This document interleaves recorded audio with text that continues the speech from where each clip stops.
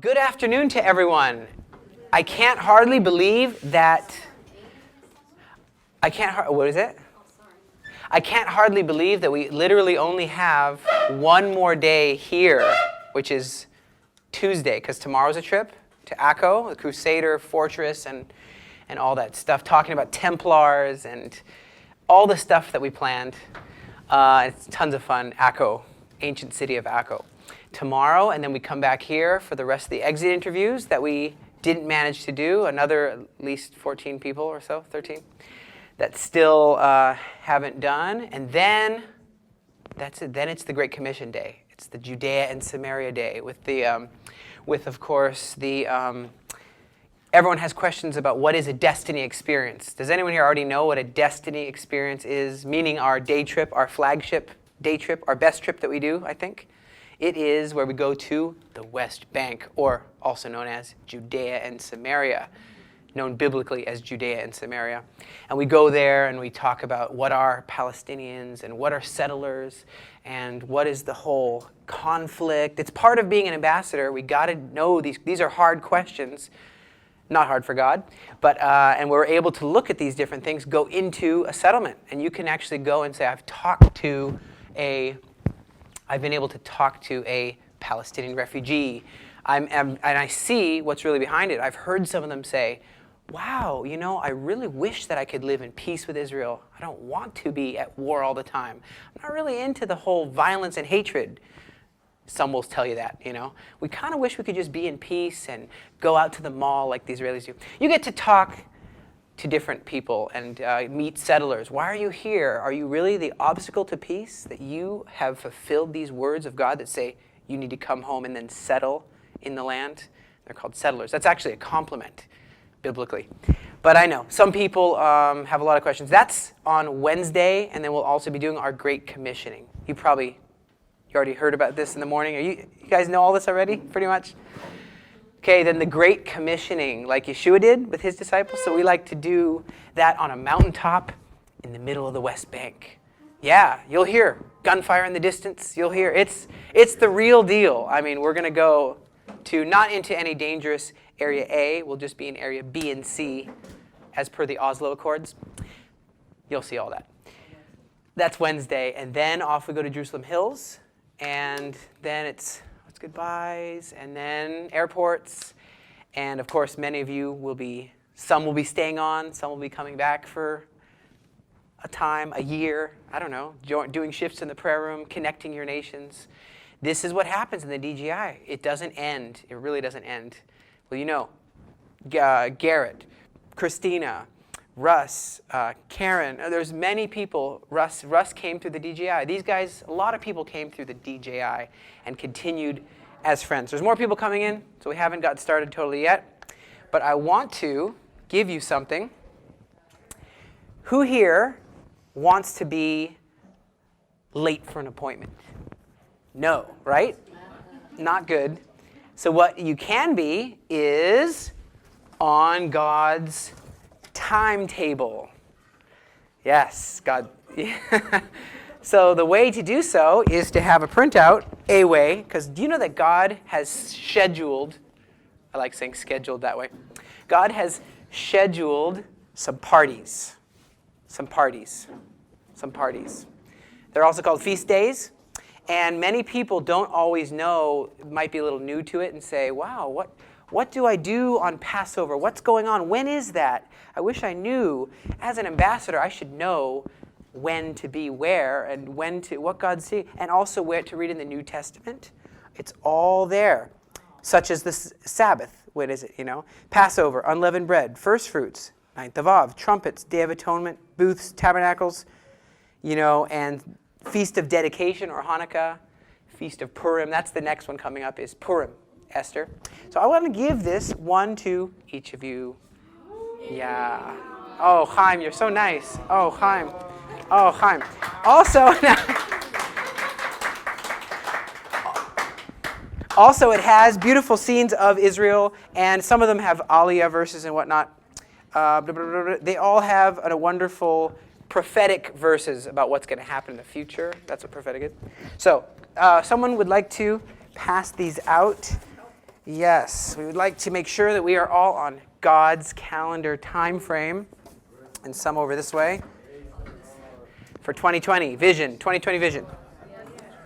Yes, yes, yes, yes. Of course, next year you'll want to order more. You just contact us. You're welcome. So you'll notice that I didn't have the privilege to be in the role Marty was in this year. This year, Marty was doing the Chaim role. Usually it's Chaim of Jerusalem and Chaim of the Galilee. Everyone like that? Everyone see that? Everyone know that? Everyone know where to get more for next year? It's at the bottom. At the little flip out thing. Everybody back to Chaim, please. Everyone back there, can you hear me? Good. Good. I apologize that I was not able to be the full leadership role in the Galilee, but I did want you to experience Marty when he was able to come. He wasn't planning on being able to come, but it did work out.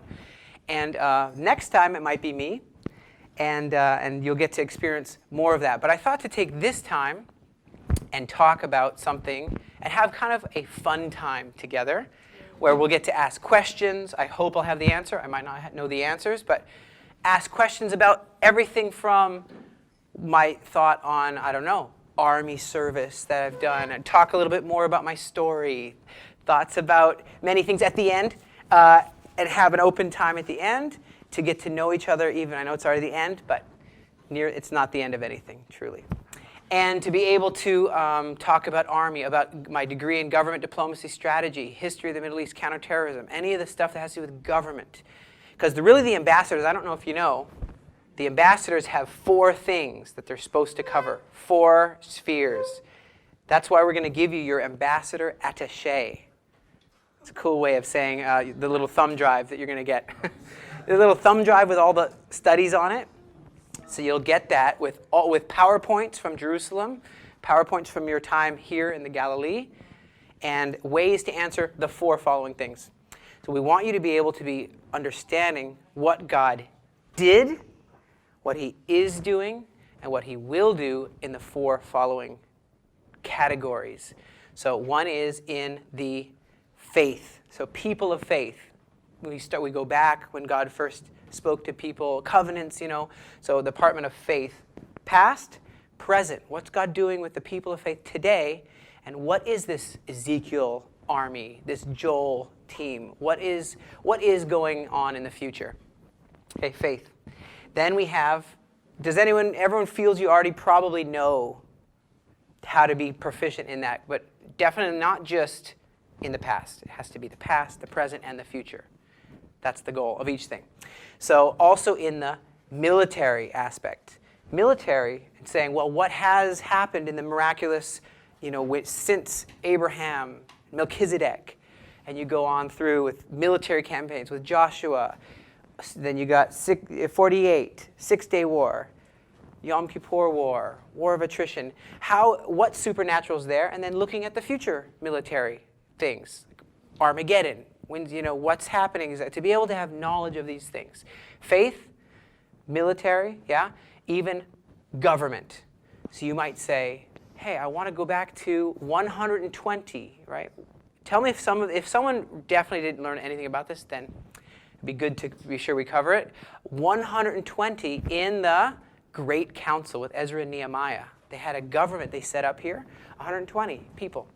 You have later 120 in the upper room in Jerusalem, 120, setting up a government. Guess how many you have in the Knesset of today? Because I'm doing past, present, future. 120 members of our government today.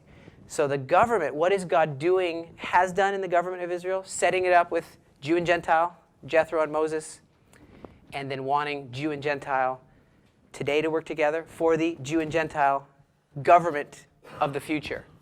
Yes? Isn't that interesting? Yeah. Yes. So this is what we need you to be. So not only faith, not only military strategy, but also government. Yeah, government. And to know that there's coming a place where he will reign from Jerusalem, and we will have to help in that. And so that's really cool to be able to do. And last one, okay, so the faith, government, military. What was the last one? Oh, is pioneering. The pioneering of the land, you could go back to Abraham. You could go to Joshua and the tribes pioneering the land, planting trees, just pioneering, building houses. Then you could go bring it forward to the kibbutz movement. How did they do water irrigation? How did they drain the swamps? How did they defend themselves? And then to the future, you probably heard that we want to start kibbutzes throughout the whole continent of Africa. And did anyone know that already, that we want to start kibbutzes throughout the continent of Africa? Heard about that, some of you? Why in the world would we want to do that? That's what I want to be talking a little bit about today, is the pioneer aspect. You are, hopefully, trained pioneers in your communities, in your nations. So you're able to know, what does it mean to pioneer something? It's very hard. No one wants to be a pioneer because it's super hard. It's really hard. How do I? No one's doing Shabbat around here. No one's doing the feast days. I feel like I'm all alone. So that pioneering drive, that is, we want to always look at how that was done in the Bible, how it was done in today, and how it's going to be done as we rally the remnant. So I want to start out with, though, does everyone know my testimony here? Really? Anyone want to hear it? Yes. Oh, okay. So if you want to hear it, okay, I'll tell it. I'll try to keep it brief, but it's pretty crazy. So maybe I should, no, you know what? I guess because I want to leave lots of time for like fun discussions at the end to get us all involved and everything. It's very hard to come at the end of an entire 2-month intensive and bring anything new to the table, because you guys have really got it all. So, my testimony. Well, I'm even going to start out with really fast, my parents, really fast. So, Dad is from America, Mom is from Canada. Dad was in the yeshiva. He was there studying Torah, reading from the Mishnah, reading from the Gemara, reading from the Talmud. Yes. What's the difference between the Gemara, the Mishnah, and the Talmud? You guys should know by now, right? Difference between them? Okay, I'll tell you how it is. You have the Bible, called the Torah, Bible, yeah? Then you have Wycliffe's commentary on the Bible. Wycliffe's commentary. Okay, that's called the Mishnah. It's like similar, okay? Then you have, Wesley's commentary on expanding the commentary. Okay, so Wesley wanted to expand. He said something, Wycliffe said a few things, but me, Wesley, I want to unpack that a little more for you guys and commentate on the commentary. Okay, so that is considered the Gemara. Okay, the Gemara is a little bit unpacking that commentary a little bit more. Then you have a nice, fun study guide. Have you ever had a Christian, a Bible study guide? You ever read a Bible study guide before? Study guide. So it has a little bit of Torah, then it has a little bit of the Mishnah, and then the expanding of that, all on a page called the Talmud. This is a study guide. Your study Bible. Okay? Now you know what that is. So my dad was studying all that stuff in San Francisco. And Jewish family, doing their Passovers, doing their things. One day, to make a long story short, he walks out to do a little stroll. And they're on Judah Street, Sunset Boulevard. Panhandle, for whoever you know what that is. And then he hears some music being played on a guitar. And he says, what in the world is that? And then he sees there's a woman there playing music. And he said, it sounds like you're singing songs to God or something. We don't usually do that. We have our prayer book, and we can read some Psalms, but she said, yeah, I wrote these since I found the Messiah. And so then my dad was like, oh, wow, that's very interesting. And so then she said, if you want to hear, it's possible for a Jewish person to have this heart-to-heart relationship, not only a very regimented relationship. And so found that very strange but very intriguing. Long story short, I'm going to say that a few times. My dad ended up taking a top of a Coke can, and bending it out with some pliers and said, I want to marry you. And here's your ring. Gave her, because she said, oh, that's the ring? And then, and we would travel place to place, build houses. He would do odd jobs. We would help him. And we were homeschooled. Yes, homeschooled for those years. And the whole time he says, we are going to make one day this thing called Aliyah to Israel. One day. And reading, of course, the Aliyah scriptures. There they are, yes. The famous Aliyah scriptures. Yes. So you have those obviously saved, right? And on your thing. Because that's the core. You go to any Bible study and you just say, where does it say? Someone says, where does it say Aliyah? What is this Aliyah about? Oh, 700 times, but here's a nice starter of 64. The great physician prescribes one Aliyah scripture taken a day in the morning with water for a healthy prophetic lifestyle, that your days may be long on the earth. So that's it. It's a good way to... So we were reading this, and we said, when are we going to make this Aliyah? You know, and then my parents said, when God gives us a sign, which we didn't need a sign because 700 signs right there. And but we said, oh, okay, we'll just ask God. So we go to our community center, and this was in Ohio, because we lived in Canada for a while, lived in Ohio, and you guys know the story, you remember? This guy comes in with long white hair, long white beard, and he says, I have a sign for this family. There's 8 of you guys. The dad has this big black beard down to here. And you guys are talking about Aliyah. I have a sign for you. So that's exactly, he says, come up to the front. My dad comes to the front, puts his hands out in front of everyone. He said, I wanted everyone to see this, that I'm giving this to you. And then he puts it in his hands, a little satchel of gold coins. If you remember, oh, wow. And off we went. He said, my dad said, okay, like Abraham woke up early and obeyed God when he said, go to a land that I will show you. So guys, it's the time. We just have to do this. And we had a great life, so many friends. We had the farm, we had the cows, chickens, garden, lamb, ponies, whatever, like almost 100 acres. So we left it all and came to Israel. And of course, if you remember the story, landed, and I remember seeing people. It was not in the nice airport that's now. People were like kissing the ground. And I remember saying, oh my goodness. Is that sanitary? And and then, no, but I felt the same. I was like so overwhelmed with, wow, this is my actual homeland, my gift from God to me. Wow, Lord. And it wasn't easy. We realized getting on a plane is easy. Getting off a plane is hard. How old were you? Then I was 15 years old and one of the oldest. So I'm not the oldest, so I don't have to be really responsible. I can just be a little bit responsible and still have fun. So and we're 6 of us kids. 6 kids, 2 parents. So then I said, wow, we have to learn Hebrew. And I realized that we spoke some Hebrew, but we didn't even know what we were saying fully. It was like saying supercalifragilisticexpialidocious. We could speak Hebrew loud enough, and it still sounded atrocious. So we had to learn how to speak Hebrew. And we were saying things wrong a little bit to me. We have to get a job. So we said, we have to go to the army. We have to train and all that. Also, we said, where are we going to live? We can't even sign this rental agreement. We don't know anything. And it gets a little stressful. Of course, you remember, we found out that 1/3 of all the suicides in this country are new immigrants. We don't have anyone. We miss our family. Where's our borscht? Vivant our borscht, or whatever they might say. And whatever they might say.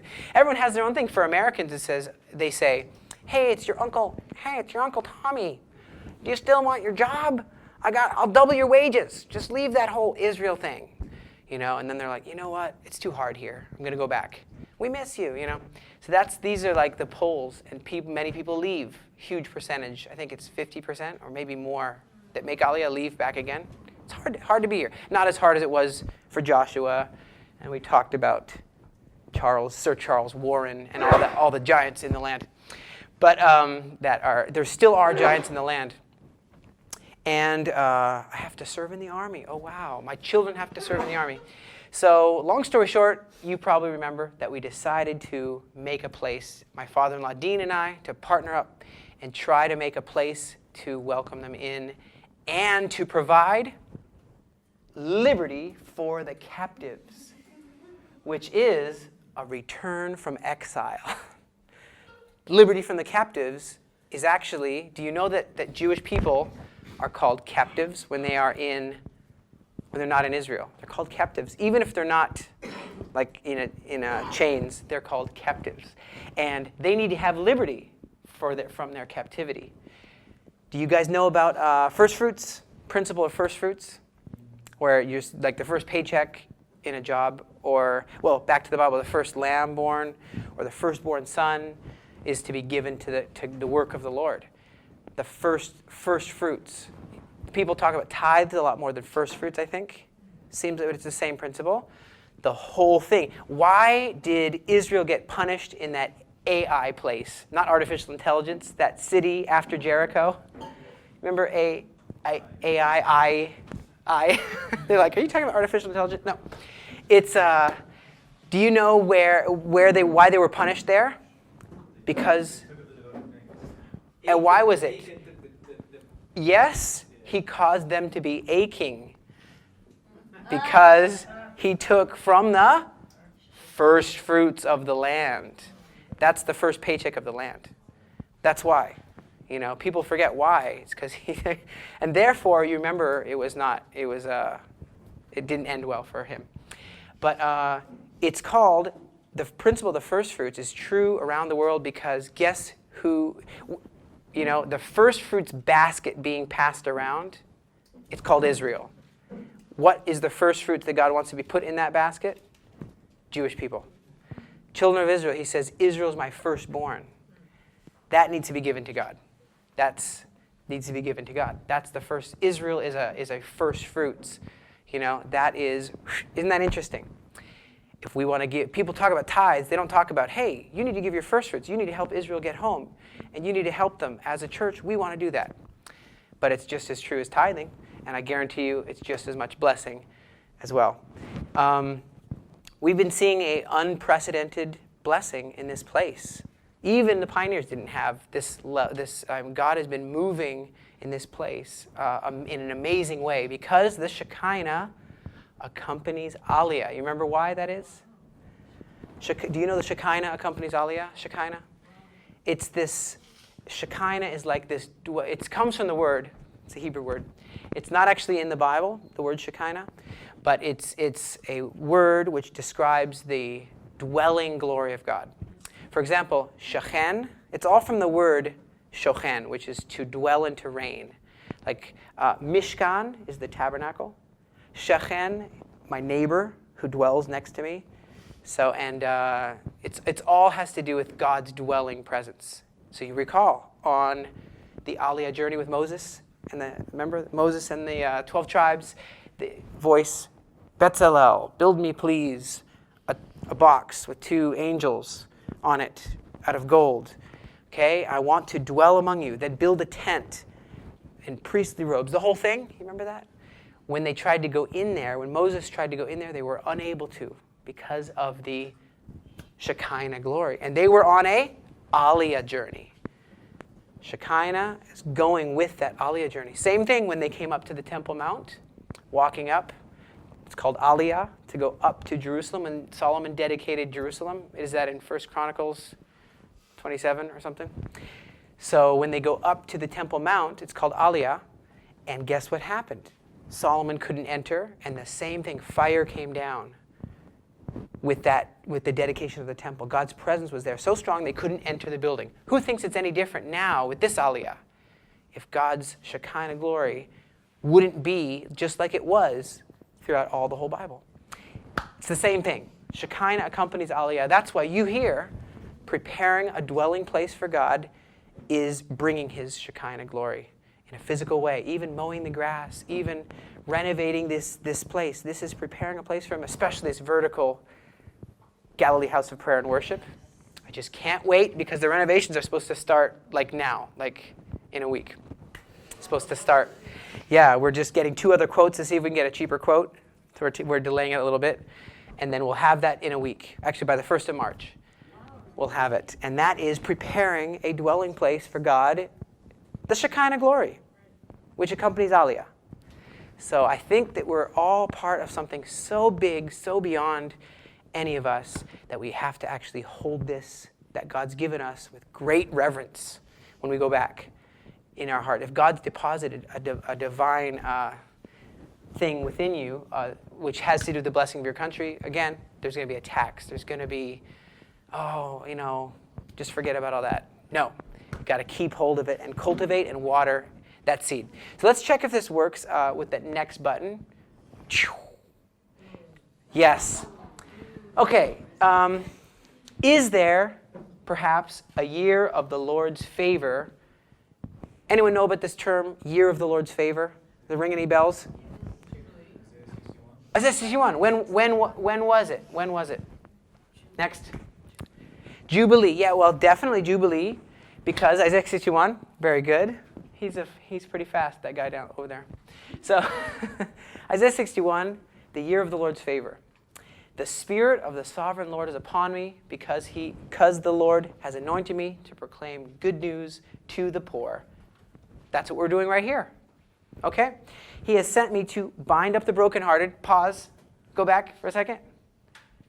I came off a train in the south of Israel, and a strange man that I never met before walks up to me and he says, you, I said, yes?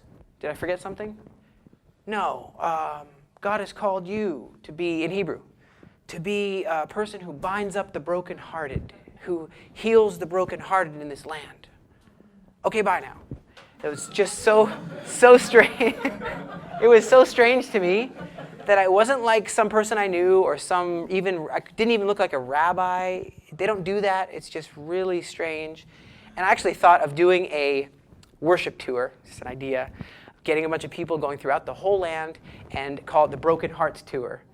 And because so many Israelis, very tough, but they have, people are tough when they have pains. And they put their pain sometimes on other people. Yeah, even my wife will tell you about me sometimes. Like, it's hard to live in this land, and there's wars, and you lost a friend, and you have PTSD, and why do they want to all kill us? And there's some spiritual oppression. Wouldn't it be nice if someone was, sent by, the Sovereign One, for example, to proclaim good news? Well, that would be nice. Let's say, bind up the brokenhearted. Wouldn't that be fun? That's what's happening. Next. So where did all this start? Right here. So we're in a circle. We're in a circle, right? You know this. Prophecy goes in circles.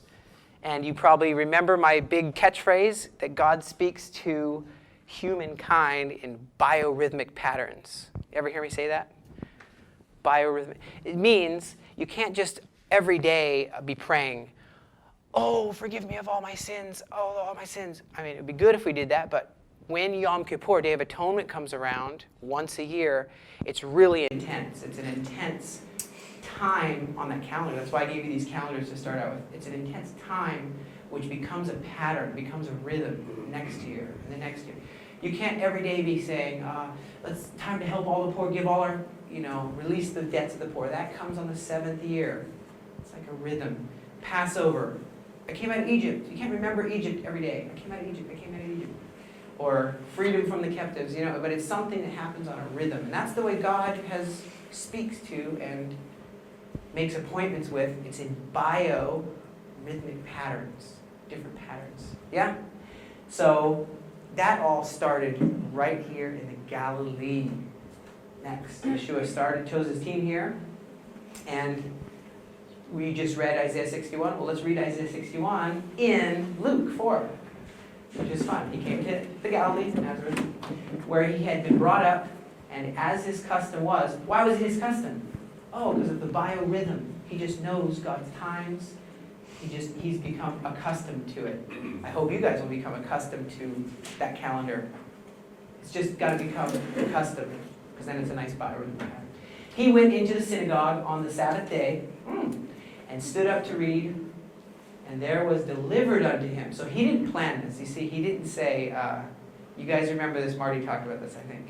He didn't say, let's turn to the book of Isaiah. It was given to him, the prophet Isaiah.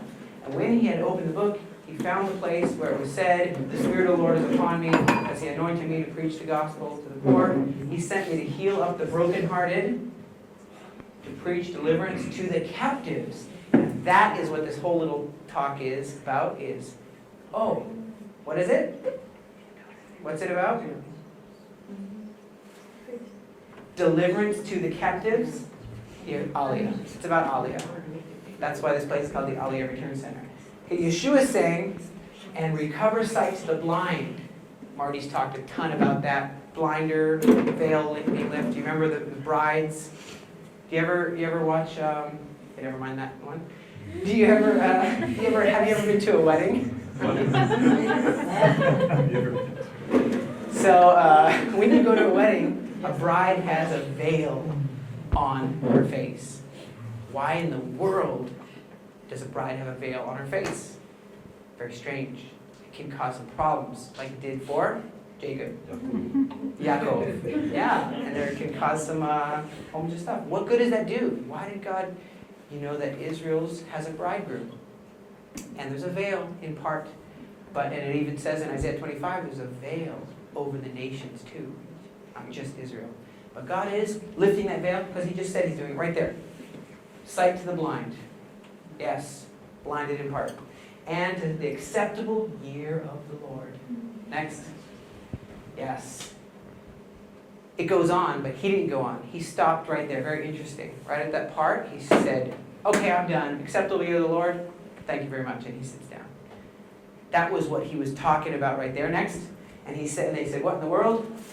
He said, today the scripture has been fulfilled in your hearing. Okay? That means, doesn't mean it's all done. It means that he came to set that up into Galilee. To Aliyah, proclaim liberty for the captives, lifting the veil, all that stuff that we just read. Next. Don't worry, this isn't really long. Not to worry, not to worry. I wish I could prove that it was the year of Jubilee, but I think it probably was. But I'm not 100% sure. You can look at the eclipses and stuff and try to go back to that time. It's very hard. Too much work for me, so I didn't do it. But, okay. But the year of Jubilee, which says you will count 7 Sabbaths of years, 7 times 7. And at that time of the 7 sabbatical years, amounts to 49 years. Next. 49 years. And then you have, how do you say Jubilee in Hebrew? Yovel. Ha Yovel. Yovel is Jubilee. So of course, in the Greek translation of the Old Testament, relation to Jubilee and liberation is even closer. If you go back to the Greek, it's the exact same thing. Liberation of the captives, Jubilee, and the word Jubel. Jubel was the original Latin, blah, blah, blah. Next, it's liberation. Liberation of the captives. Who can tell me what all the codexes are? See how much you guys learned. The 4 main codexes. Codices, okay, codices. However you want to pronounce it. Have we ever learned this? Yeah, we know. No. Oh, when you want what they did in the Council of Nicaea, how many books are in the Bible? It's an extremely hard question because the Ethiopian Bible has 68, and the Eastern Orthodox has 70. The Bibles have different books, depending what codex they would buy. But you probably know. I'll just say it that if you don't know, I'm not going to go into it now. But there's Vaticanus, there's Sinaiticus, and there is Alexandrinus, and there is Ephraimi Recepticus. Okay? Right? They're very similar, but they're different. Okay, so if you didn't study that, we're not going to even go. Just go next then. I'm not going to start with that right now. The important thing is that the year of the Lord's favor also talks about down the day of vengeance and the day of wrath of the Lord. But Yeshua sat down at that one part. He just sat down, and then kind of in the middle of reading, he goes and sits down. So it makes me think, now's the time to fulfill those things he said before he sat down. And the rest are later, when he stands back up. You get what I'm saying? It's the time to fulfill what we're doing right here. Next. And later is the other stuff. He didn't say that part yet. He didn't read that part yet. Next. Okay. He's both the Savior, but he's also the judge. Right? But good news, we are in the day of salvation. The day of salvation. Let's all say day of salvation together. Day of salvation. the liberty for the captives. Let's say liberty for the captives. Liberty for the captives. Which means Aliyah. Next. Yeah, that's the thing we're living in. So we know that he wants to not only the full Aliyah package. The full Aliyah package isn't just go stay in that house. It's get a heart of stone out. Ezekiel 36, heart of flesh in. And my spirit I'll put within you, right? That's the full Aliyah package. It's not just moving house. Next. So what happens on the Jubilee? What happens next? You guys know what Jubilee does? We just read. We said it's a time of releasing debts. But guess what? You get the land package. The land package. You get to return to your land. You get to return to your land. Sounds like Aliyah. You get to return to your land, right? That happens in this next. So, it means that the slaves are free. Those who are held captives are free because of what Yeshua has done. Isn't that exciting? Next. So someone said, can you please tell me the entire Bible in a way I can understand? I said, easy, credit card. That's it. I'll explain a little more if you want, but it's really but that's the whole Bible as far as I came up with this and thought it was fun. Let's just say you have a bank and you want to buy something and you don't have the money with you, so you can have a credit card and you can swipe it and they say, what is this? Oh, this is MasterCard. And MasterCard will cover this transaction for you because you don't have the money. And later, you'll have to pay for it for real. For now, it's going to be covered. That's exactly what happened. God says, you need to pay for these sins. Yeah? Oh, you can't do it? Well, I'm going to give you a lamb credit card. I'll give you an ox credit card. I'll give you a turtle dove credit card. That will cover. Do you know that it's called covering? Those sacrifices are called coverings. Kapara, the word in Hebrew, kapara, is a covering. Never was it ever a payment. If you tell MasterCard, you paid for it though. Why are they coming to my bank and asking for it? It's already been paid by you. Like, no, sir. We just covered your transaction for a short while. You know, it didn't pay for it. Same thing with the lamb and the turtle dove. It covers the sin. Do you know what the lid? It's very confusing. English is very confusing because the top of the Ark of the Covenant, right? The eagle, yeah. What is that called? The lid of the Ark of the Covenant. Mercy seat. Yeah, which who knows what that means? But in Hebrew, it's called the kapoet, which means the covering. That's why you put the covering on the covering. Put the blood of the lamb. Very simple. It's all straightforward in Hebrew. Take the covering and put it on the covering. Make sure the smoke is there, or else you get killed. But yeah, so it is like a credit card. Isn't that interesting? That it just covers, but then in the end, someone from the nations and someone from Israel has to pay. Someone with blood from the nations, and someone with blood from Israel has to actually pay that debt when the bank calls. Hello, Shalom. Oh yeah, Yeshua, right, and Ruth, the Moabite woman, right, his blood, he had both, and king and priest. Interesting. Okay, that's a credit card analogy. How did that pertain to Jubilee? Oh, he's coming to free it's the liberty from captivity. Sin is captivity, and we're liberty from captivity, not just Aliyah, but also releasing all imprisonment, all debts released. Thank you, Yeshua. Next.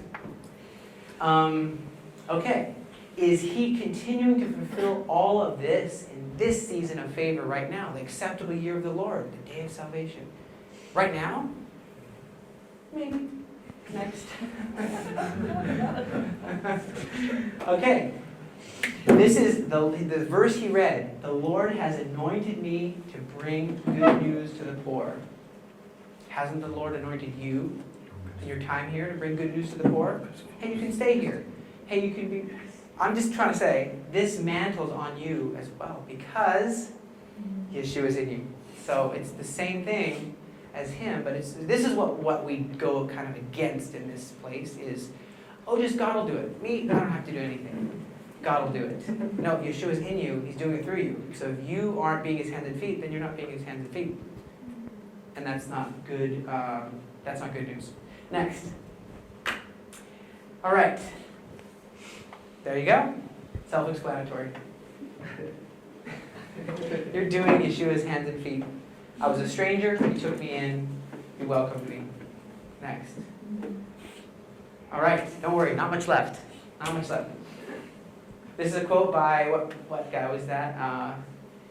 This quote, I liked it, so I put it in there, is, "Give me liberty, or give me death." Nathan Hale? No. I forgot who said it. Patrick Henry? It might have been Patrick Henry, I think so. This is the whole thing. This is the whole world right now. They're either going to get the liberty that you're offering through Yeshua, or they're going to get death. Liberty to the captives, and the same even goes for the Aliyah. I believe that the safe refuge will be here. Next. So the liberty is over. There's chains on this whole world, you know, and those who know about the freedom that is here are the ones who can. The whole world is a prisoner of sin. Galatians 3:22. Next. That's right. But where the Spirit is, there is Freedom. freedom. That's right. Next. So here is, okay, right. Whoever commits sin is a slave of sin. Right? Slave of sin. And a slave does not abide in the house forever. But a son gets a house at the Aliyah Return Center. He gets a house. He gets to stay in the house. He gets to be in the house. The free sons get to have a house to stay in. Interesting. Next. I'm reading that into everything.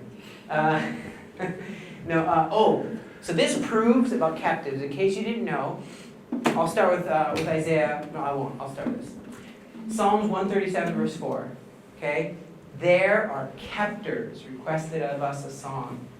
You know, how can we sing the Lord's song in a foreign land? We are captives in this land. How can we serve the Lord until we have freedom from captivity? Next. Get our Aliyah. Right? Next. Look how crazy it was to be next. Like Ezekiel was there by the river Kibar. Who knows the borders of Israel? The borders of Israel? Euphrates. Yeah, right now we're here. But you were saying? Euphrates, the Great Sea. That's right. Euphrates down to the great river of Egypt, which is the Nile, right down here. So including the Sinai, this section, you probably know, is the Promised Land. We haven't ever inhabited that whole thing. Next. Would it be crazy to be Ezekiel there, seeing a flying scroll, seeing a wheel within a wheel, seeing beasts with 4 heads, and being there in captivity, being there in Babylon. Next. And you can actually go to Iraq and you can see his tomb. That's what it looks like. I don't know if any of you researched the tombs of different people. It's a very fun study to do in Lebanon, in Jordan, in Syria. ISIS was blowing up some of this historical stuff. So we wouldn't be able to remember how it was for Daniel to be there. Next. Anyway, I wish this would work, but I bet you it won't. So, because there's no reception here. So just go next. That thing was talking about how the whole Bible is about liberty of the captives. The credit card, but it's really liberty from captivity. That's what the whole Bible is about. Starting with the captives, starting with being kicked out of the Garden of Eden. It's a really nice movie. I wish it would have played, but a really nice video of being kicked out of Eden and wanting to get back into Eden. You're in exile wanting to go back. Okay? And then you have that same story played out again and again with Israel. Being kicked out, wanting to get back. You know, and wanting to be back in fellowship with God. People being removed from fellowship, wanting to get back with God. Who knows what this place is that looks like the Sea of Galilee? It's continent of Africa. That's right. So guess what? Next. I'll unpack that. It does look kind of similar though. It's kind of a blurry picture, but yeah, next. Turns out there is some connection with liberty to captives, which you may or may not know this, and the exact year of the favor of the Lord. This time that we're in right now. actually since 2019. Okay, you have here Cush, okay, first of all, this is what river, does anyone know what river this is? The Nile. The Nile, that's right. Starts over in the Blue Nile, Ethiopia, and then Uganda, the White Nile. Okay, so you have the Nile. Okay, next. I was here, does anyone know what this is? When I was in Ethiopia, I have it on my keychain. There it is. Church underground? This is called Axum. Axum is where they think the Ark of the Covenant is, when they think Queen of Sheba, when she left Solomon, that one thing led to another, and then she ended up bringing it here when the first temple was about to be destroyed. Whether or not that's true, there is a silent monk who's underground here. Okay, anyway, next. This is in Axum, Ethiopia. Great movie. Axum, Ethiopia is where they...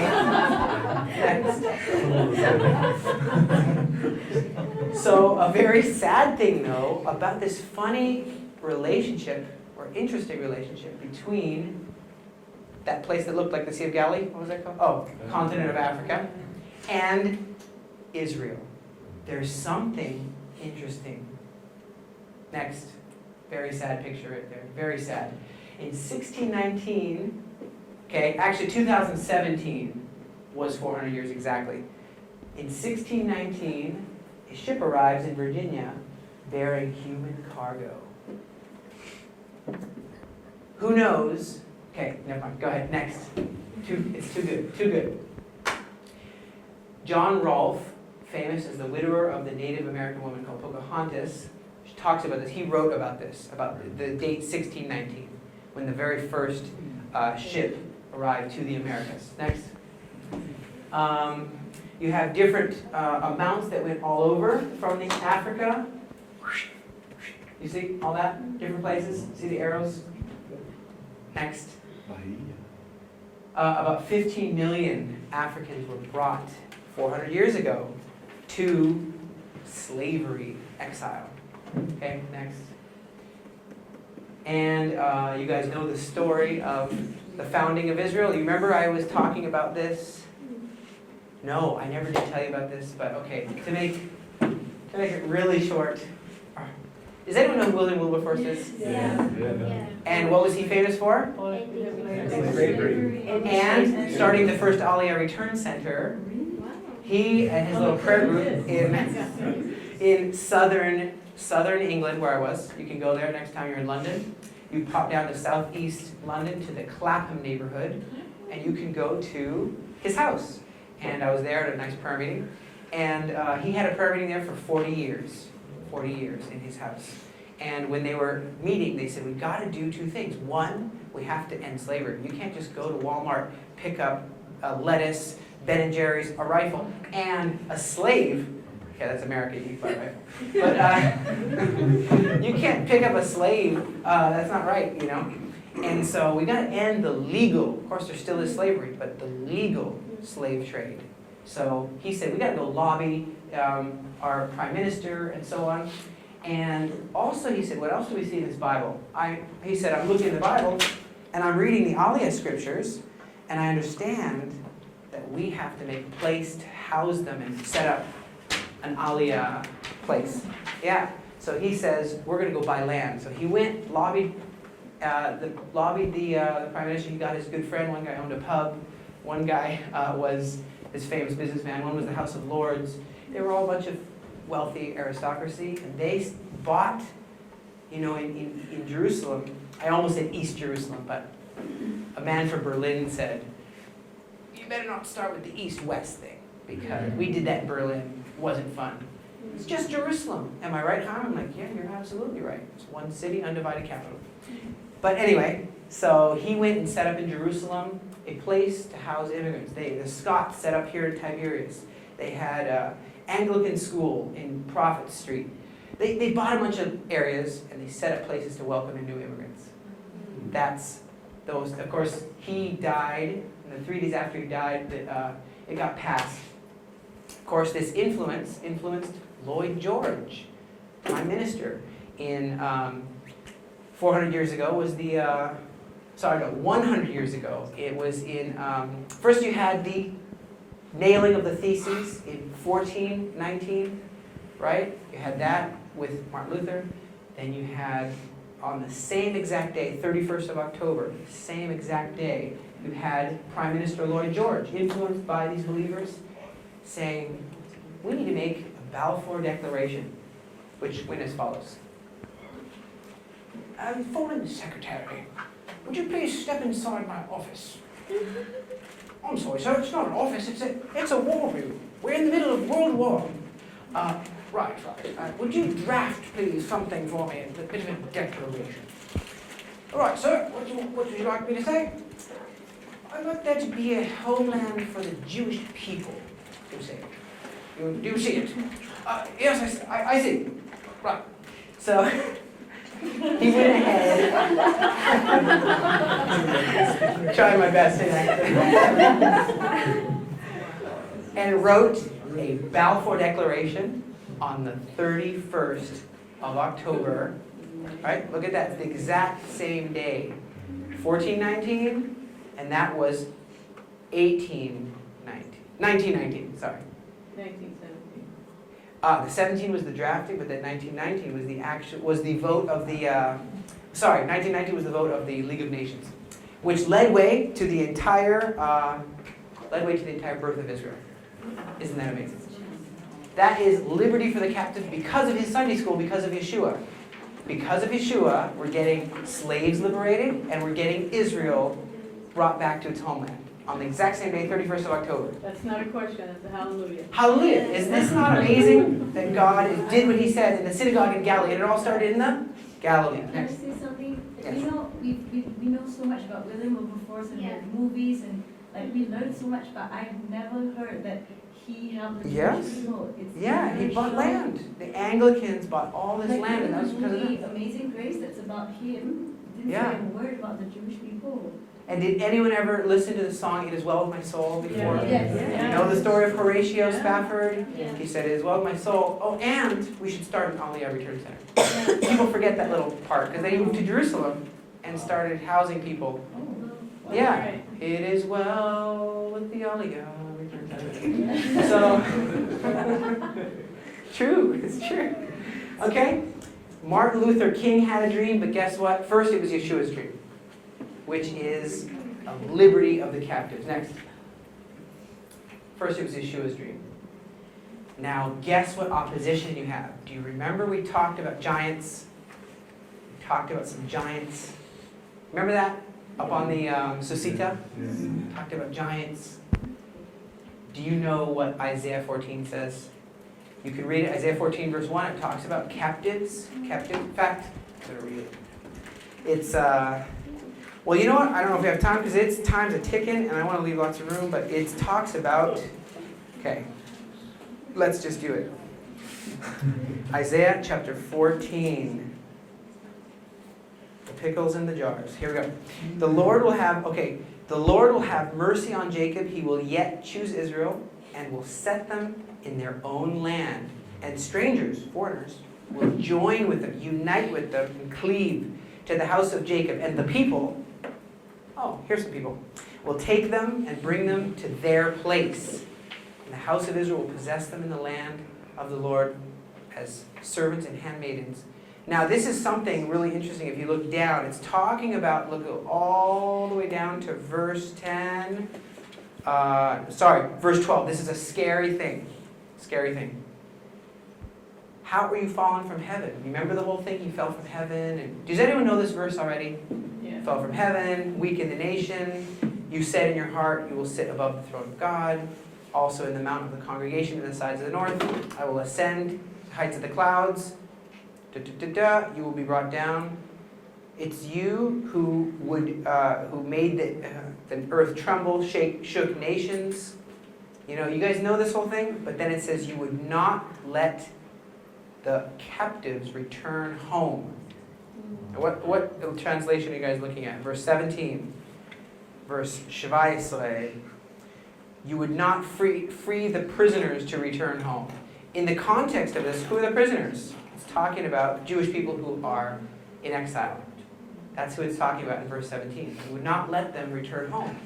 The devil is anti-Aliyah. Specifically. Did a lot of bad stuff, but he's also doesn't want the liberty for the captives. He is anti-Aliyah. Isn't that crazy? Not that crazy because we know we battle not against flesh and blood. Next. So, how long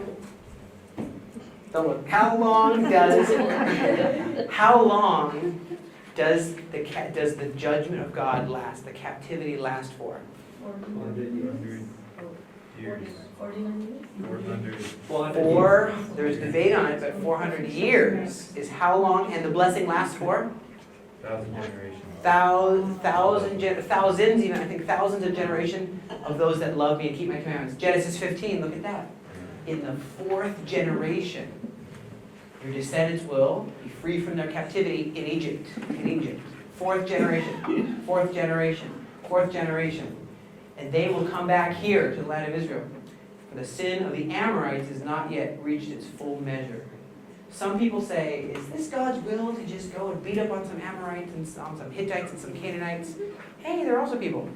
They were doing batty things. They were really bad. I mean, they were killing children to their god, the Molech, with the iron hands, and heating it up and throwing a live baby on it. That's not cool. And God says, don't learn their ways. I've given them 400 years of grace. I've given them 400 years to change, to turn around, and now it's their judgment time. So let no one tell you that was God's too judgmental when He brought the children of Israel and said, even kill these animals. You remember that? It was really time for their judgment. They were doing really bad things, and He gave them 4 generations while we were in slavery all that time, waiting around. So I don't like when people say, yes, God is so mean. He just doesn't care about the Canaanites. He sends these children of Israel in here, and they're swashbuckling their way through here. That's their judgment time. And we were left for 400 years in our slavery in Egypt. So don't tell me God doesn't give a lot of grace. Okay, next. Guess what? The Bible's true, and really fast, according to the Papyrus Anastasi, 3rd and 4th, okay, it discusses the mud bricks, the hardships that we had to do.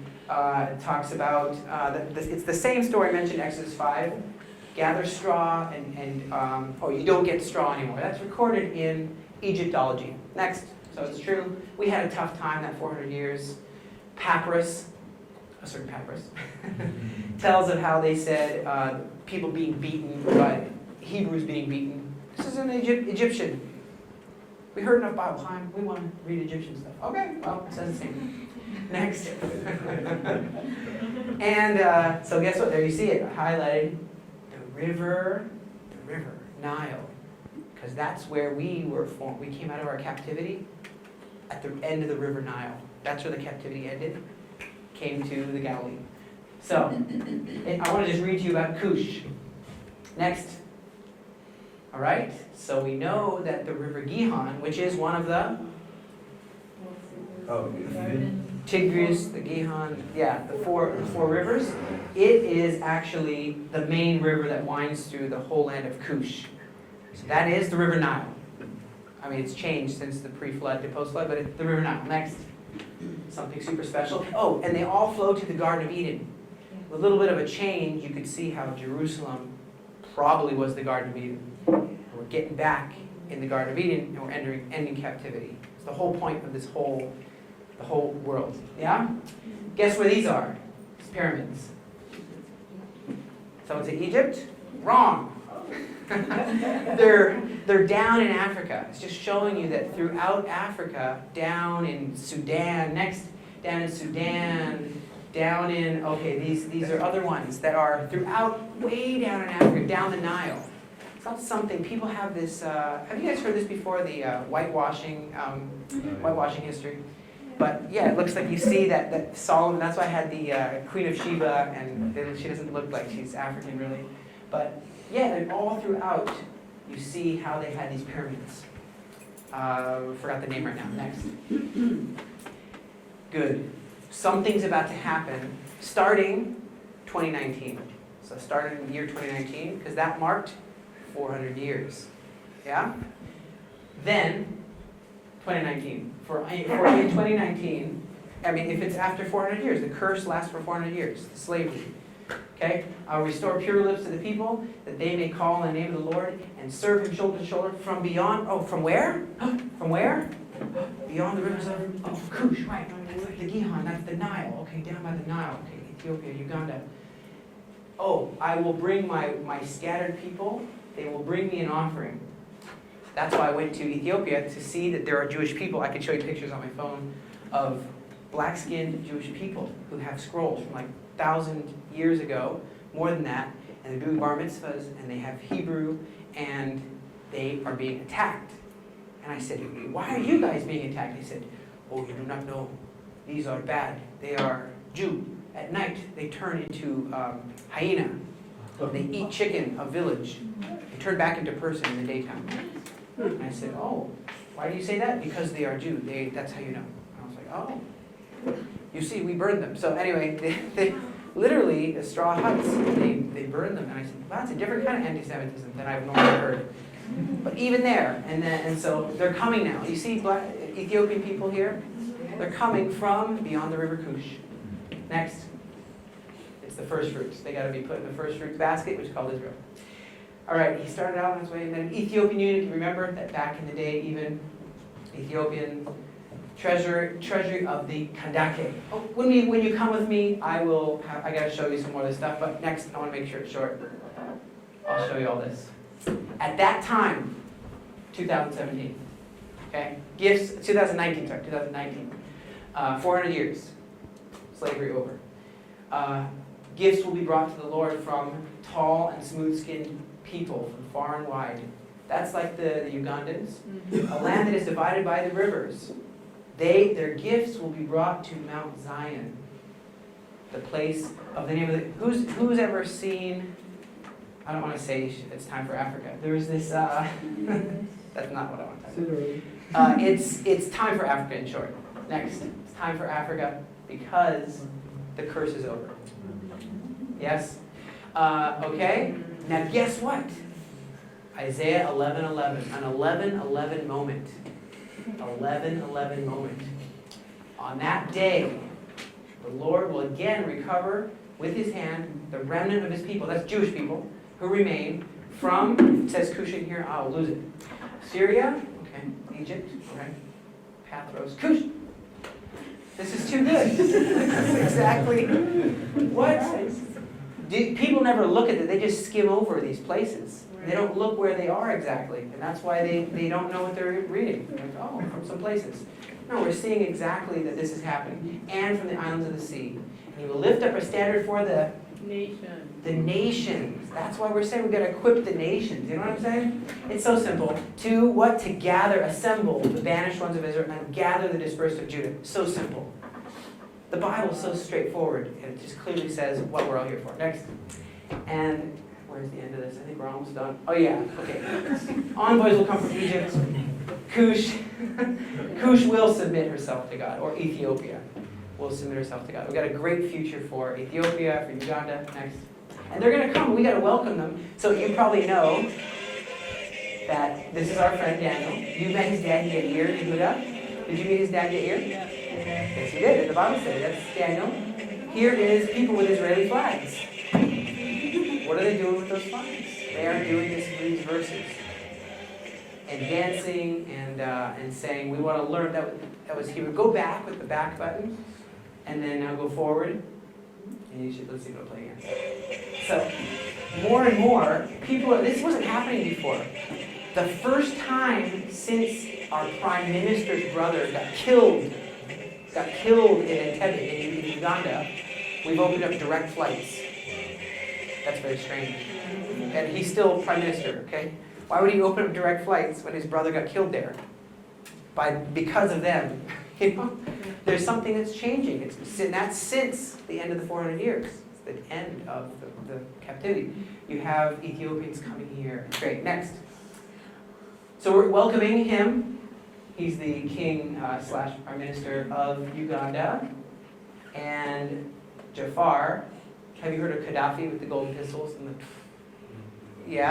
and the whole set of other dictators? So he's the son of Idi Amin of Uganda, Oh, wow. the bad man. So he says, you know what I want to do? I want to love Israel. He said, you know what I want to do? I want to come for the big music festival, the worship festival you're doing in October. You're all invited to help and come and be part of it. And I want to come, and I'm going to need a lot of security, and take my private helicopter. And so Dean probably told you this. Dean flew on his private helicopter and tried to mow the tops of the trees and crazy stuff. Who's the other guy? You guys know who this is, right?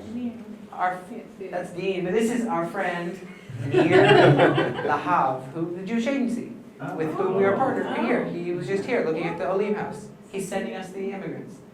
See? Next. There's something going on. I'm not making it up because Israel kibbutz model to be promoted in Uganda. This is on national television. Who's going to be doing that? Well, they want to come here and learn how we're doing this community right here.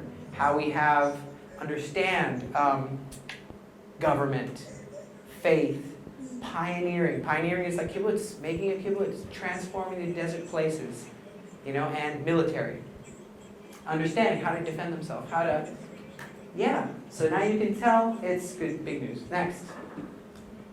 Big news. The emissaries are on their way, not just from there, but God wants to end captivity all over the world. And part of that is understanding Israel, God's heart for Israel. So the emissaries are on their way. That's why you guys are ambassadors.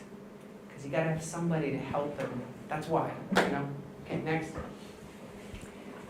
Oh, right. Now, guess what I was trying to say? The devil wants to try to take our freedom, take our liberty. Well, that's what we have to. Who wants to read this? Stand fast, therefore, in the liberty Christ has made us free, and do not be entangled again with the yoke of bondage. You're saying even after Yeshua set me free, I could end up going back somehow to slavery and just forget all this? I guess so. Sounds pretty sense. Next, we need to stand fast, therefore. Stand fast. Now, some people say, Chaim, I get you. We don't need rules. We don't need any rules. We just go crazy. Let's just do whatever we want, wherever the wind blows. Next.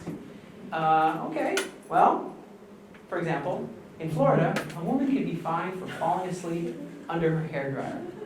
In Indiana, citizens are not allowed to attend a movie within 4 hours after eating garlic. Seems like a good lot of me. In Iowa, a man with a mustache is forbidden from kissing a woman in public.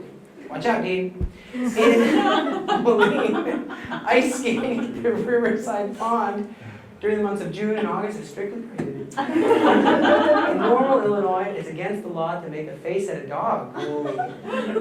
These are different laws, but people say, I don't need all these things in the Torah. I want to make my own laws. I'm like, well, that's a lot more complicated, really. You just stick with the original. Next, let's look at what the Jewish people did. Okay, it was Sabbath, right, yesterday. Here's some Sabbath laws, in case you don't know. There are about 1,500 prohibitions for Sabbath day. That's a lot more than that people are making. Next, I'll give you a few small examples. I'm sure you probably talked about some of these. The rabbis debate in the, what do they debate in? They debate in the, Talmud. in the Talmud. That's right. And also in the Mishnah. It was unlawful to kill a flea that lands on your arm, because that would make you guilty of hunting on the Sabbath day. People are debating, are you allowed to hunt? No. You can't gather sticks, you can't hunt. If a man's ox falls in the ditch, you can pull it out. But if a man falls in there, he has to stay until Sunday. You can dip your radish in salt. But if you leave it in the salt too long, you're pickling it. That's a job. And thus, working. The Pharisees actually had discussions on how long it takes to pickle a radish. So if you do a quick dip, or too long a dip. You can eat, this is my favorite one of this whole entire thing, so here we go, my favorite one. You can only eat an egg that had been laid on the Sabbath if you killed the chicken for working on the Sabbath day. Yeah. It's okay to spit on a rock on the Sabbath, But you certainly can't spit on the ground because that's making mud. Mud is making mortar. Mortar is making houses. Houses is making his work. So some people say, look, we don't care about all those laws. We're free from it. We have liberty. We want to go and make 1,500 more just for one day and another zillion. No, it's freedom in God's way. It's actually liberty. Right? Next. And we really are nearing it. Oh yeah, okay. So then they say, look at Yeshua and his disciples. They broke the law, didn't they? They broke the law. No, they didn't. Even with the woman in adultery, he didn't break the law because he said, I need 2 witnesses according to the law. I need 2 witnesses. Where are your accusers? I need 2. Say 2 showed up. I mean, I don't preach this, but 2 showed up. He might say, okay, well, let's get this done. I mean, that's not what happened. Well, it didn't happen. So he knew how to. There were not 2 witnesses, so it's impossible to do. Yeshua and the disciples picked grain on Shabbat. Is that against the law, or is it against the law? No. Next, according to the law, Deuteronomy 23. If you enter your neighbor's grain field, you may pick the kernels with your hands. So why were they getting so mad? But you can't use a sickle. See that? That's what the Bible says. He didn't break the law. That wasn't talking about Shabbat, though. That was just talking about neighbor relationships. Aha. Yes. Next. Glad you said that. He rubbed them with their hands. Okay, he rubbed them with their hands. Rubbing the kernel, okay, rubbing the kernel on a Shabbat was considered like threshing. So it says that he took the heads of grain, rolling the grain to remove the husks, but he wasn't rubbing the kernel. Next. What? Then they argued, are you actually doing the work on the Sabbath days? But according to the actual Mishnah, you're allowed to, if you're hungry, to just eat personal amount. That's according to the Mishnah, is allowed. So now that we've been set free, we are now really captive to God. We're captives to God. And we reap holiness and eternal life. Next, and almost, okay. Oh, is this you or is this you? If we're always so burnt out because we're doing all this and doing all that and doing all this and doing all that. If we're following the liberty, we're going to have it's called drinking from the endless river of life. We're not going to, because the fear is, if I do this, I'll have no energy left. Well, where are we getting our energy? It's a renewable energy. It's like Iron Man. Okay? It's renewable energy that doesn't run out when you're on fire with God, because he never lets us run out. Next. And that is what we're going to do. Oh yeah, I wanted to end, this is the last slide. I wanted to end with reading this together, because this is what I think we're all part of. Next, which is Isaiah 61. I'll read it. What it's all about. All right? The Spirit of the Sovereign Lord is upon you, because the Lord has anointed you to proclaim good news to the poor. He sent you to bind up the brokenhearted, to proclaim freedom for the captives. Yeah, here's your center. And release from darkness the prisoners, to proclaim the year of the Lord's favor, which I believe is since 2019. And the day of vengeance of the Lord, to comfort all who mourn, provide for those who grieve in Zion, and to provide for those who grieve in Zion, to bestow on them a crown of beauty, wow, instead of ashes, the oil of joy instead of mourning, for those who grieve in Zion, yeah, a garment of praise instead of a spirit of despair. They will be called oaks of righteousness, a planting of the Lord, for the display of his splendor. They will rebuild the ancient ruins. Wow. Restore the places long devastated. Double wow. And they will renew the ruined cities. Triple. That have been devastated for generations.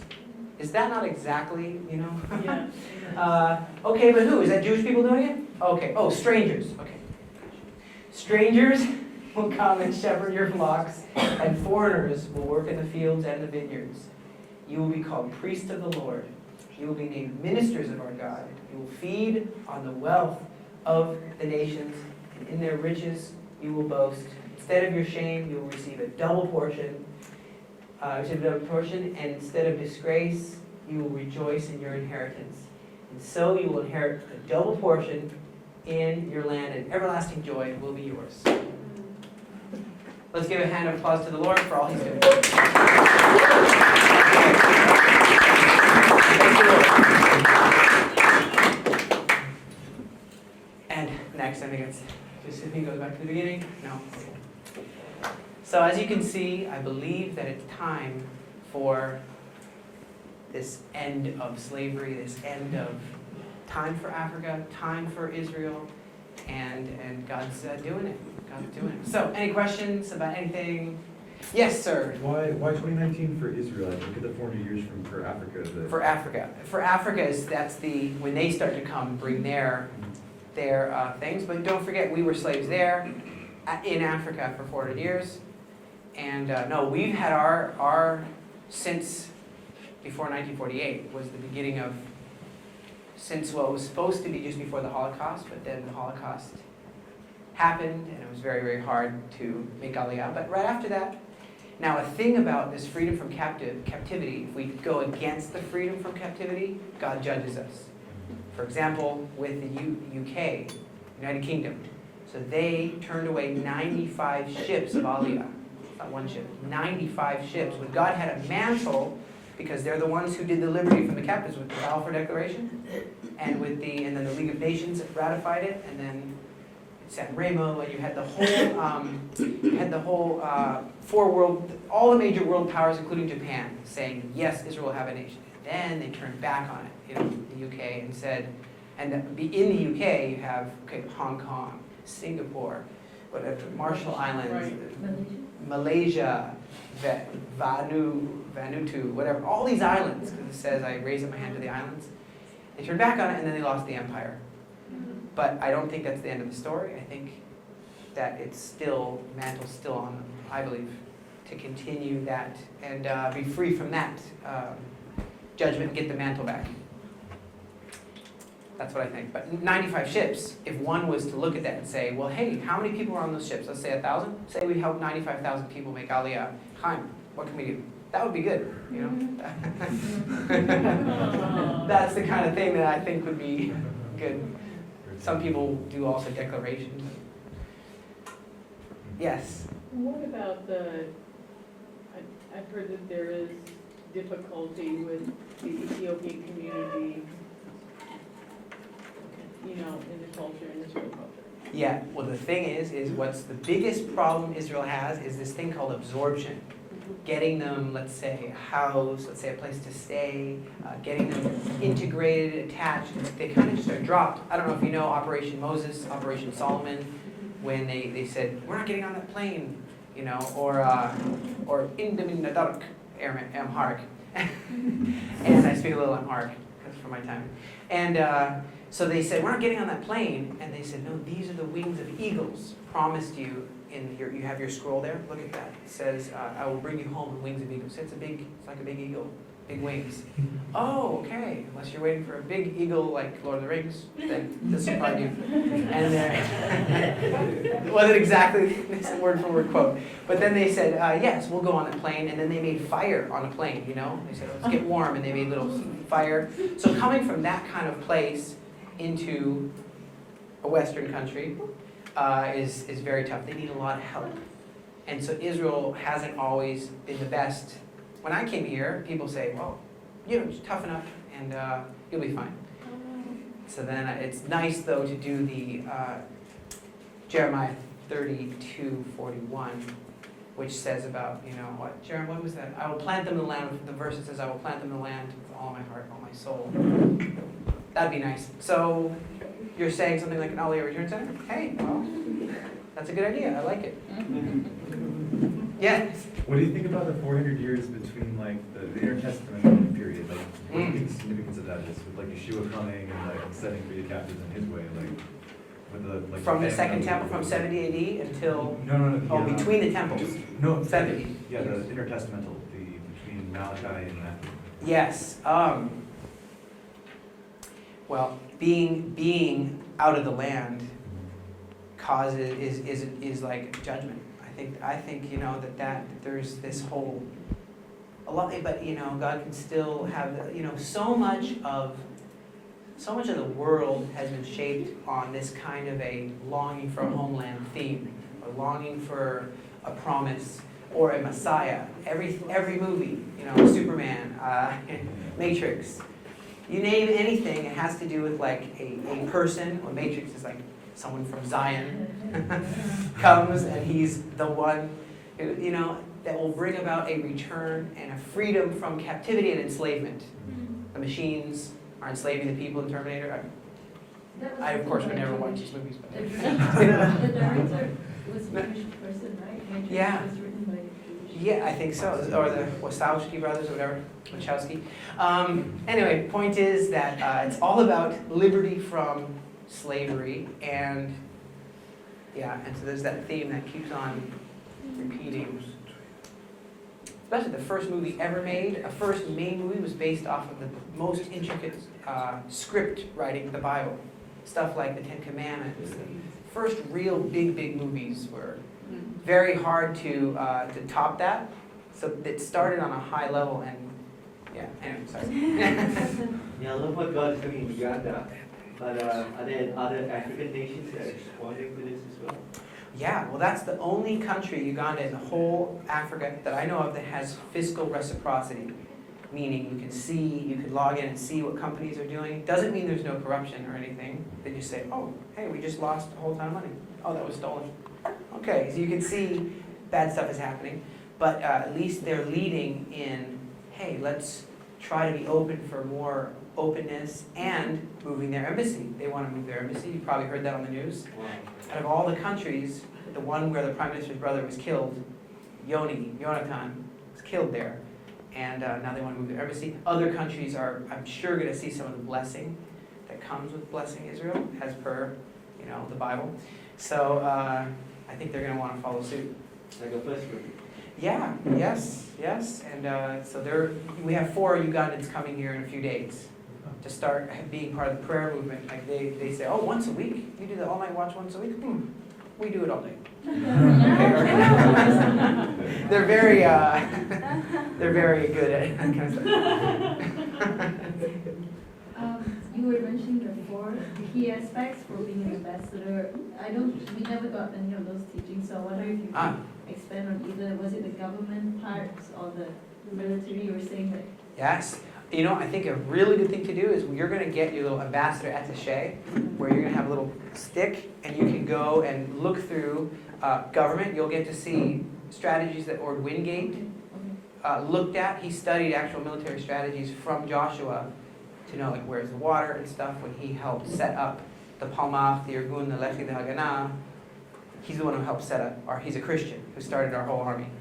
And we talked about it on the bus a little bit, but you get to go through these PowerPoints. I really encourage everyone to do that, and see the miraculous things that God has done all the way through to till today, and then even in the future wars to come. Military, you said specifically military. And government. Government. Oh yeah, so I have to. 120, 120 people. It's very interesting that how many people do you think were in the what do you call that? Not the Sanhedrin. It's the Great Council. It's the original. The Great Council is Ezra and Nehemiah, but then in modern, throughout the century, you always had a government amount of 120. So it's even Daniel's. Didn't Daniel set up 120? I think 120, and you have. Even with Yeshua, when he poured out his Spirit, he had 120 people in that upper room. So it's like God's trying to set up righteous shepherds in the gates, is the short thing. But that takes time to go through it all and show the history and the history and we the have Bible. that on the stick. We have that? Yeah, you have PowerPoints of that, which are in the 4 compartments in your little sticks. Now you know what you're getting in your little thing. And but you'll see it pieces together the stuff you've already learned. It's just a summaries of what we already learned. So it's a nice little. Hi. You also is in the IDF. Have you seen miracles? Oh, for sure. Well, here's one that everyone can. This is something I found out, which is not really nice. You can look at anything through the eyes of no faith. Yeah. You can do that. You can say, oh, Israel. It's nothing. Or, oh, you were saved from almost dying? Nah. The water parted. Maybe it was a big wind. You know, and you can look at things with no faith, and that's you know, it's not good. But so I look at it through a way of faith. Well, for example, I'll give you one thing, starting with with my mom. So we didn't have a car, taking buses back in the day, and she was going to clean houses. This is how our Aliyah was. I don't normally tell people too much about our Aliyah because I know it's really tough. Cleaning people's houses, washing their windows. So my mom we said goodbye at the bus station. She went to go to that bus, I went to another bus. Going down the street a little ways, this was in 99 or 2000, in 2000 I think. Made our Aliyah back then. And so then I hear a huge explosion. And she was on bus 4, so in Tel Aviv. And so then I'm like, oh wow, I wonder what that loud noise was. Driver, can you let me out? I'm just gonna go and find out what's going on. So I decided to run, and I heard it's really loud. So I thought it must be a bomb. So I started running down the streets, cut through where it was, and then I saw a burned number 4 on a bus. Everyone's dead. Imagine this. Like the driver hanging out the window, like the driver. Windows are all broken, all burning. And so I ran there, and I thought, number 4, yeah, my mom's bus. Oh no, oh no, oh no. And so then I'm just kind of going, oh no, for a while, looking around, like kind of bodies and stuff. And then I remember suddenly the elite forces were starting to arrive. And they were like running into houses and stuff, running into houses with dogs. I don't know if they thought, because sometimes they think maybe someone nearby, because the technology's gotten better, because I deal with explosives right in the army. Now I understand what they're doing. Sometimes it could be a guy waiting for the right time, there's enough thing calling it, if the guy doesn't blow himself up, or it could be self-activated, or a self-activated beep, whatever. Anyway, so I'm looking around. And then in comes a reporter guy. I was a young kid, because I was 15 years old. So I was freaked out. This is my Aliyah story. And a reporter came, like filming them, and a guy saying, you know, okay, so there's an explosion behind me. And I just was like, ooh, where, you gotta help me find my mom, you know? He's like, all right, get out, trying to do the news. You know, okay, there appears to be so I actually hit him. Like, snap out of it. I'm like, hit him really hard. I'm like, hey, you know? And then now I realize I must have been in some sort of shock, too, later. What was the point of all this? Oh, then I said, maybe I should just call her. You know, and then I'm like, she's like, hey, how's it going? Oh, it's going well, you know. You didn't get on your bus? And she said, oh yeah, no, I missed that. I went to get a sandwich. And oh, well, you know, now looking, years have passed since then. Many things have happened, similar things have happened throughout life in Israel, you know. And one person said, I said, eyes of no faith, right? Someone said, so God killed everybody on the bus, saved your mom. Hope you're happy. And then you're telling people that? Congratulations. So then I said, oh, how is that? How do I answer that? And I was like, all right, you know, well, God is, first of all, God didn't kill everybody on the bus. It's evil people do evil things, and God is speaking to people all the time, saying, you know, get off the bus, or, you know, or telling people don't always want to listen. And maybe it was their time to go home, maybe it was not. All I know is that God does speak to people, and He is sovereign, and He does take people home sometimes. And His will isn't done all the time. Do you know that? God's will is not done. You know that. It's not done all the time. God wasn't wanting that, but things happen. That was just one thing.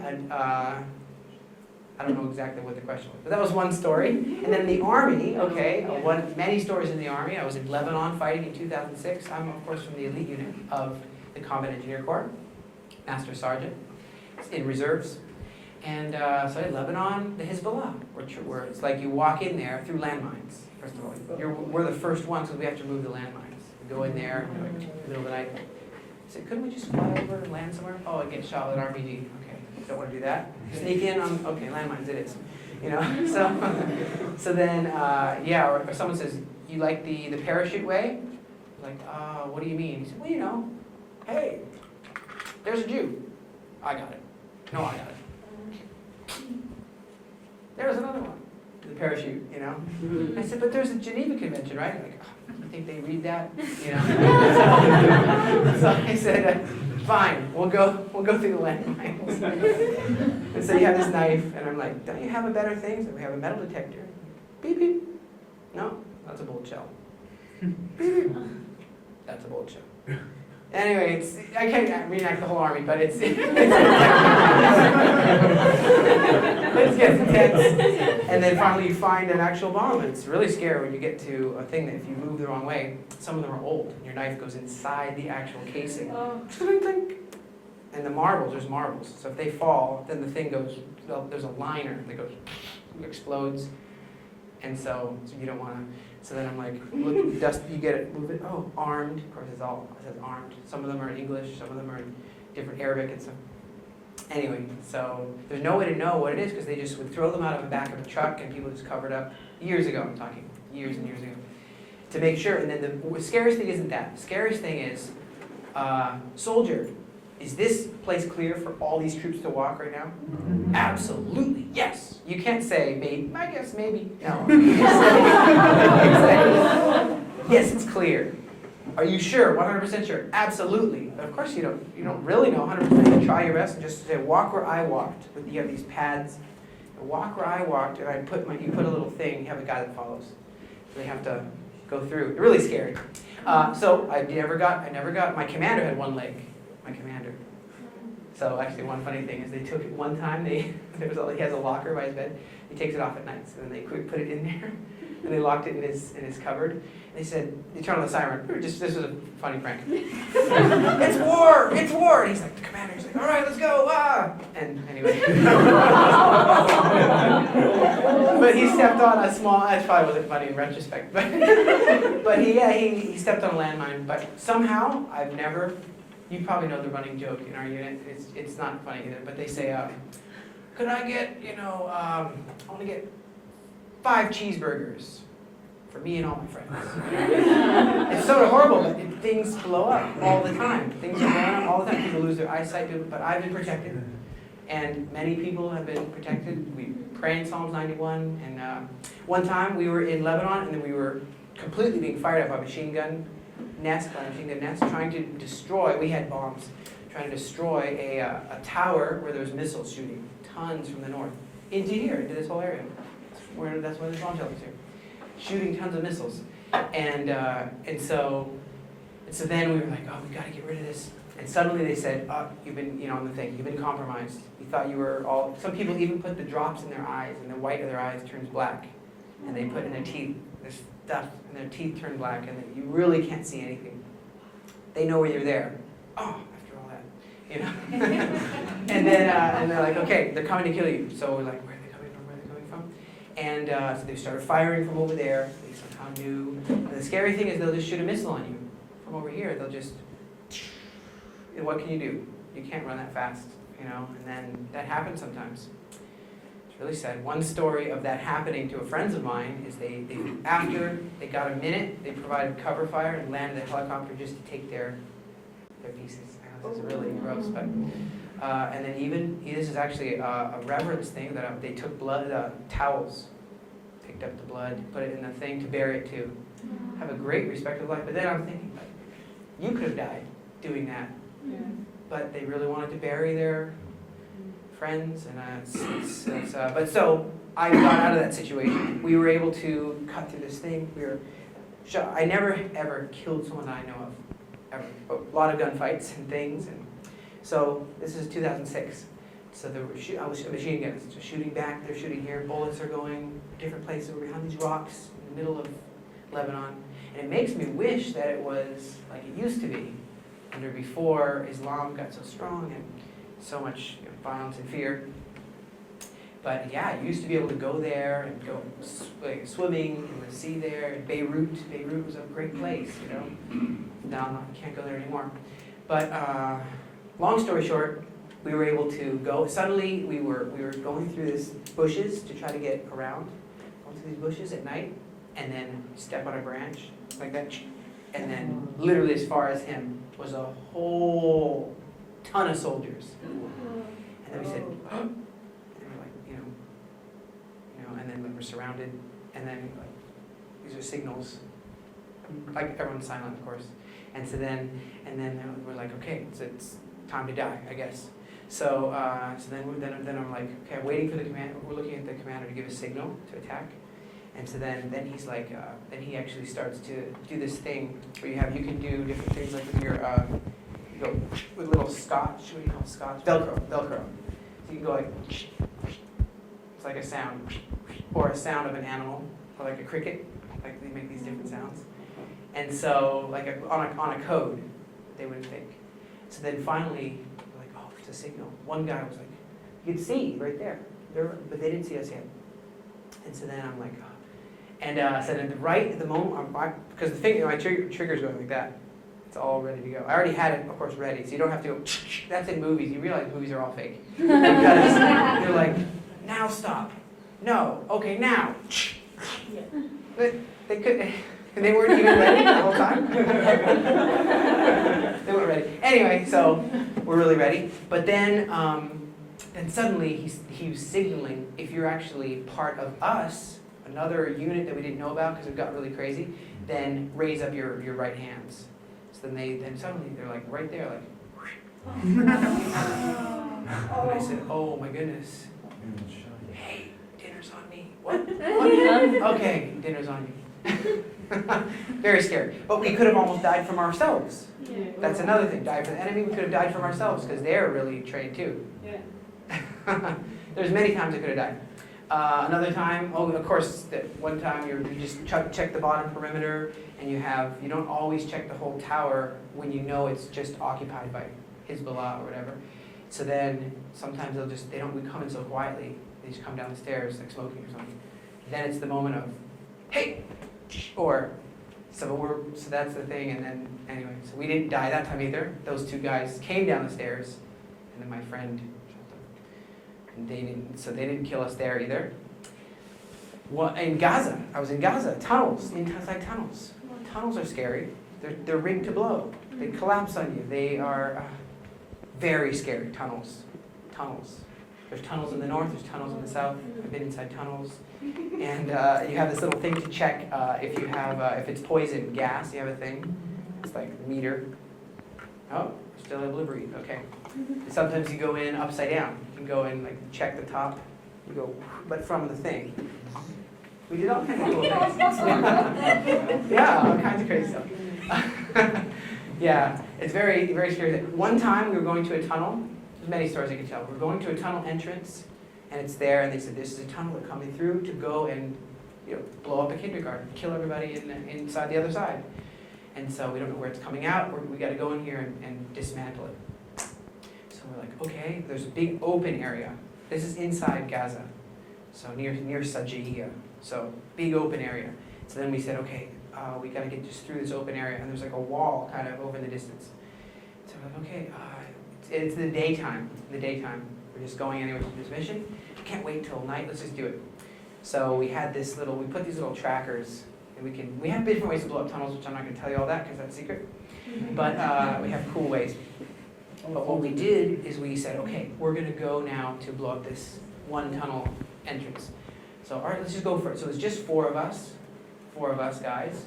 And so we're running in this field. We just run into this field. Okay, let's be quiet. Suddenly, all this machine gun fire. And I'm like, who's opening fire? I'm like, oh, they're just opening fire on us. So it's all Hamas. Shooting, like there's nowhere to hide. They're just in an open field. There's nowhere to hide, and they're shooting right at you. And so then I'm like, oh, I guess I'm dead now, or he's dead, or someone's dead. And then we're going, and then obviously you jump on the ground, and you're hiding behind nothing.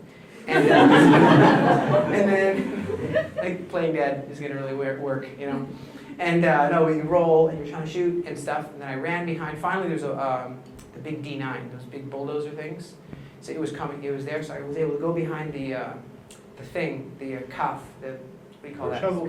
The shovel, which is big, it's this high, the shovel, just the shovel part. So I quickly went behind there, and then I'm like, but they were still out in the open, and I really remember it like this, almost like a game or something. It was like, I saw my commander, because he was in the dirt, he's all covered in dirt, and then there's like bullets going, like, you hear it, like, just like this. Like all around you, and ding, ding, hitting things and hitting metal, and so then he's like this, trying to get his other clip in. It's like this.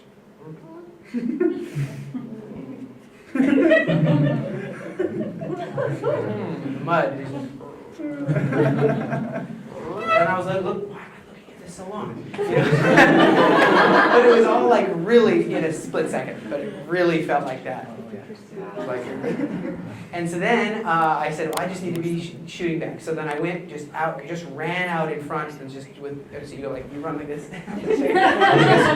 like that, and then you roll, and then get up, and then crawl. That's how you hold it. Anyway, so that was, and I didn't die there. Bullets everywhere. And then my friend got shot in the leg. Went to visit in the hospital later. But they said, oh, you didn't get shot? Oh. Like, wow, God must be watching out for you. You know, and I think God is what He never slumbers nor sleeps, watching out for. We had a worship time one time, worshiping at the army base, and then you hear, woo, base is under attack. This was in the south as well. Base is under attack. Go find shelter. You have like a few seconds. Base is under attack. And I'm like, oh, this was just a good worship song though. And you got a crowd in there, and it's no fun. I'm not suggesting anyone should ever do this. But then we were like, oh, it's probably fake. It's just to drill us, test us. We're ready if something happens. We're ready, you know. Hallelujah. And then our truck got totally hit. All the windows blown out. But because it hit beside the truck, it got hit like near, and there's gravel. So all the gravel. Do you know that each missile has, well, it depends if you're a Scud missile, Grunt missile, smaller ones, you have all kinds of different ones. Qassams, MLRS, multi-layered rocket system with the truck that goes, that one, MLRS. So each one that flies has about shrapnel about the size of a cell phone almost, flying at the speed of light pretty much. Just boom, all cased around the thing, and there's like not marbles, but like the shrapnel that flies. And everywhere there's a, okay, last story, because there's just too many stories. And it hit the gravel too, so gravel on top of all that. Just, and we were totally fine. I don't even know how that's possible. But, and so one more is I was actually in America. I went to America, and then my brother was in the army. And so he got out a little after me, Moshe. A few of us, but Moshe, so you guys met him. And so I was in IHOP, Kansas City. And it was the one thing up on the stage, and he's like, hey, you want to come pray? Israeli guy, you want to come pray? And I said, yeah, I want to pray for the soldiers and pray for my brother too. And there's like so many people there. It must like thousands and thousands, 10,000 people, I don't know, huge amounts of people. So let's pray like Psalm 91 and just pray that he'll be safe, and amen. Great, hallelujah. Later, way later, we go back to Israel and stuff. Actually, he calls me, but long story short, I'm sitting with Moshe, and he said, hey, it was another crazy time, you know how it goes. One, I was being hunted for a month long from some snipers. You know, so we were a whole month just hiding behind, like in the building, and we tried to go at night, and he's always tracking us. Tried to go and because we were staying, trying to gather information, and always just move and by your window. You don't know where it's coming from, way far away. So he's like, every day we thought we were going to die from this, because he saw us the whole time. Somehow we were in abandoned buildings and stuff. Long story short, we go once we had to rejoin the company. So we're going forward, and it was just this many days ago at this time. Like, oh, I know what I was doing then. Okay, what happened? And then he says, yeah, so they knew we were there, so they shot those big missiles on us. Wow. And we were in the center, because they always say, when they come to a place, like the impasse or it's explosion, we need the professionals. And it's like, the professionals. Oh, me, okay. So and then they say, provide cover fire for the professionals. So then they're like, and then we go in and do whatever we need to do. So they were right in the middle, and then what happened is they were right in the middle, and the missile hit the middle of the company, and lots of people were hurt, and injured, and dead. And who wasn't hurt? Moshe's whole team, which I was praying for at that time in IHOP. Wow. So I thought, wow. It was right around the same time frame. So I was like, that's really crazy. Lots more stories, but gives you a little taste of it. Did our time? Oh, it's already 4. It's after 4. Oh, I thought this was going to be shorter. I have a question about these New Orleans just came, so Yeah. how did they know about this? Because like, how are these people coming here? I'm just curious.